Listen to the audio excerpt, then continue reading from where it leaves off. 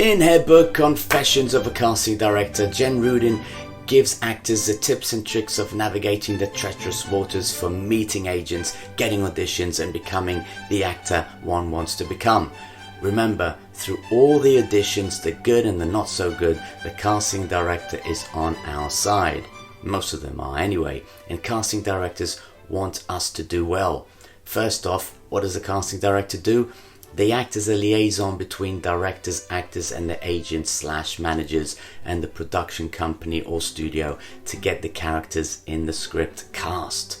They are consultants hired to organize research and identify the actors for the play, movie or TV show. They present actors to the director and producer and work together as a team to choose the most qualified actors to populate the world of the project. During the challenging times of the casting process, they often will play the role of a therapist, confidant, diplomat or mediator, trying to balance the needs of everything involved. Every casting director will tell you this: if you want to become a professional actor, you need to invest wisely in your career. An acting career costs money. Prepare to make endless sacrifices, both monetary and emotionally. The audition process is filled with daily highs and lows, yet the possibility of landing a dream role is what propels actors to keep auditioning. It's hard not to get carried away in the fantasy, but one will likely go on hundreds if not thousands of auditions before one earns a penny. Unfortunately, no one pays for an actor to go to an audition, so look at the acting career as a marathon, not a sprint. For actors who are starting out, the first year will be spent gaining fans, getting into the audition room and building relationships with casting directors and writers. Taking classes, vocal coaching, doing showcases whenever one can shows the casting director the actor's work. This way, the actor doesn't walk into the audition room with the weight of the world on their shoulders, desperate to be hired.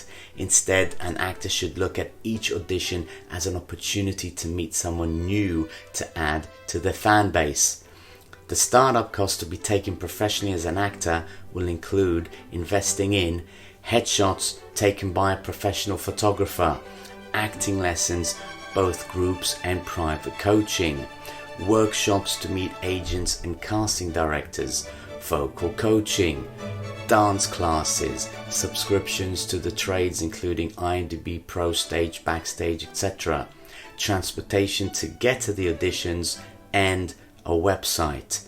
A headshot is a specific type of modern portrait for today's branding needs, where the focus of the photograph captures the personality of its subject.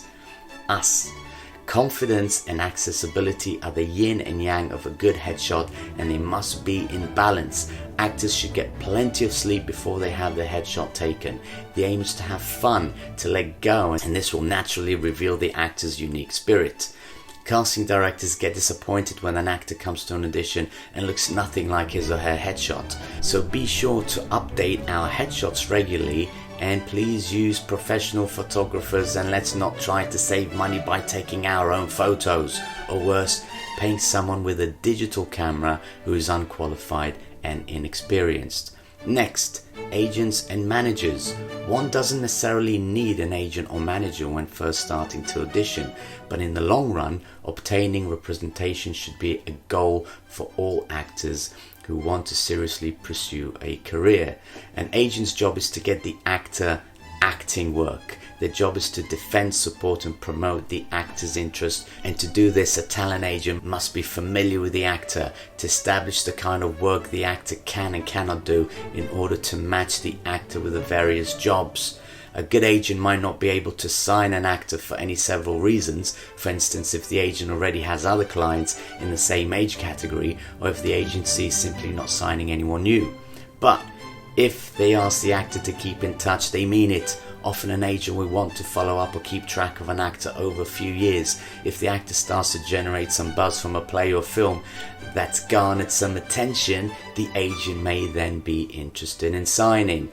Therefore, it's always good for an actor to keep agents in the loop on what roles they have upcoming or have already performed in. Following up on a regular basis is crucial to keep on an agent's radar so that agents can see actors are serious and professional, which always adds kudos to an actor's repertoire.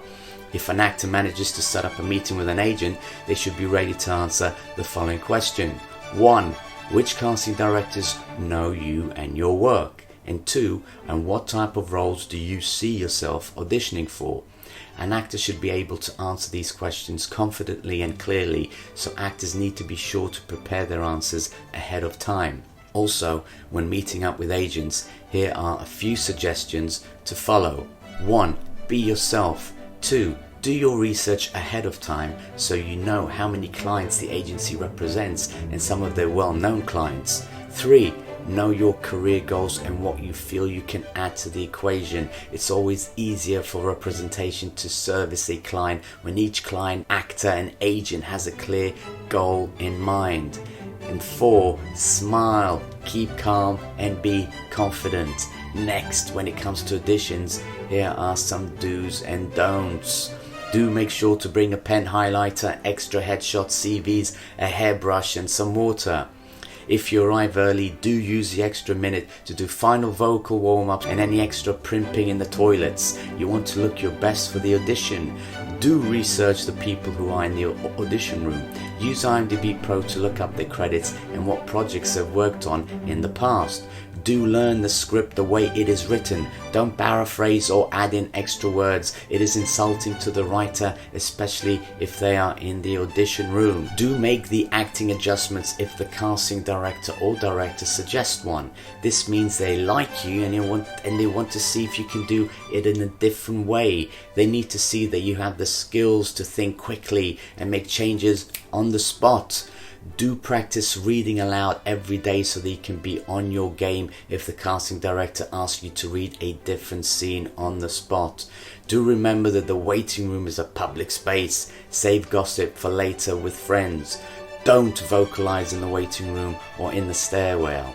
Don't tell the casting director you're sick, contagious, or have a miserable cold. Sometimes the best auditions are the ones when you don't feel your best, but somehow tap into a magical energy from deep inside.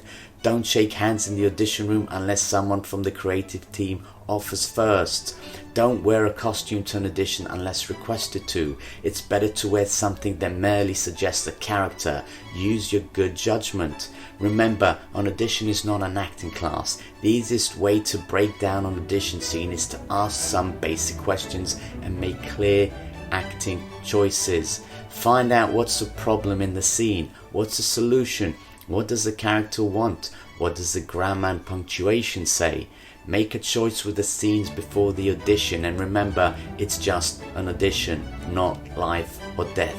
One last point for auditions. Prior to the auditions, we need to have a cup of coffee and find our personality. We need to figure out what we need to do to arrive at our scheduled appointment time with our personality intact. Whatever else happens that day, let's leave it at the door and walk into our audition with a positive attitude, a big smile and a whole lot of confidence. Another great tip for actors is to approach casting directors with the aim of being an audition reader. It's great for the actor who's auditioning because they have scene partners to feed them the other lines in the scene. It's also a great way to get to know the casting director and spend the day watching other actors auditioning. Many aspects of the audition process get demystified in the best possible way, and spending a few hours as an audition reader is like taking a masterclass in audition technique. It's well worth considering if an actor is just starting out, feels like they could get some practice and get to know and network with people in the industry. And finally, let's talk about webisodes. As artists, we want to be part of something creative. So when friends, colleagues are doing things that they believe in, it's sexy. It's sexy when people are passionate about something. Whether it's filming shorts, sketches, or even webisodes, which I believe is a way forward, it can help an actor not just work on their acting muscle, but also be able to put the work online for the world to see.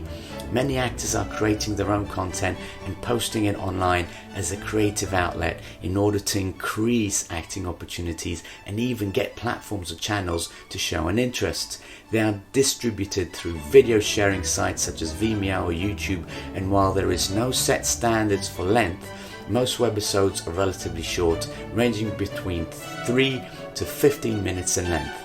Advertisers are putting more money into YouTube than TV. This will provide more work for actors in forms like web series and original programming. So get involved in this trend early by creating your own webisodes. Creative people are making interesting new content and producing webisodes every day, and this trend will only continue. Fans stay loyal with webisodes that are honest, well written and well shot. Be the smart and creative actor who takes initiative and creates their own content. Thanks to sites like Kickstarter, Indiegogo, now being able to shoot on iPhones, there's never been a better time to grab these opportunities and become a creative actor.